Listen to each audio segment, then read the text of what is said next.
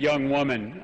Young woman's name Sarah. She actually lives in a shoreline community in Connecticut in Representative DeLauro's district. She's got 4 kids. She was playing by the rules, did everything that we asked. She had a good job in purchasing. And last year she got laid off like thousands of other Connecticut residents. And she has 4 kids, ages 7 to 15. And since that day, she has been confronted every day with a decision. She's got about enough money to put 1 meal on the table for her kids. They'll get 1 meal while they're at school. And so she makes the decision. Does she put breakfast on the table to make sure that they have food in their bellies when they show up to school?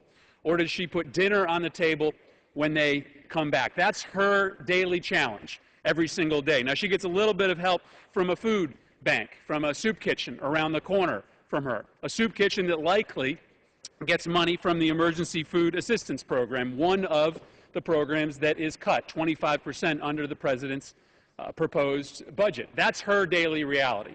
Let me tell you a story about another American. His name is Tony, and he lost his job last year as well. He was the CEO of a big oil company, and on his way out, he got about a $1.6 million salary payout and a $17 million pension payout. He might be spending part of his summer on his yacht that he's nicknamed Bob, might be sailing in the J.P. Morgan Asset Management round the aisle race like he was a summer ago as one of his oil rigs collapsed in the Gulf. And his struggle is that he's only been able to raise about $1.6 billion for his new oil exploration venture around the world. You know, Franklin Roosevelt said this. He said, "The test of our progress is not whether we add more to the abundance of those who have much, for those who have little." Now, I have listened to my friends on the Republican side try to create a choice here today, that because our children later on are going to have to pay back the debts that this country owes, that we have to sacrifice the lives of kids who are living today. That's a false choice. The two are not mutually exclusive. The fact is, we are making choices in the budget right now. We are making choices to give more and more money to the defense budget, which is already over-bloated, and cutting 25% from the Emergency Food Assistance Program. We are handing another $40 billion subsidy to the oil industry, and we're cutting back funding for the Commodity Supplemental Food Program.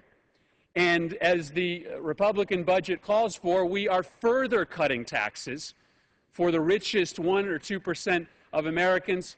Well, we underfund the WIC program that gets badly needed nutrition to kids like Sarah's kids. In my district, the story is the same. We've got 17% of households in my district who have reported going hungry. At the Friendly Hands Food Bank in Torrington, they've had a 40% increase this year. At New Britain's Municipal Food Pantry, they've seen 100 new families come through the doors this year, and they are watching with horror as we try to create some false choice between feeding kids today and protecting this country's fiscal situation down the line. You know, when I meet Republicans and Democrats in my district, regardless of their political persuasion, they want this body to start working together to solve the biggest problems in this country. But I have news for my Republican friends. They want us to solve Sarah's problem, not Tony's problem. This budget, this bill, is a travesty, and I urge a no vote. I yield back. Chairman yields back.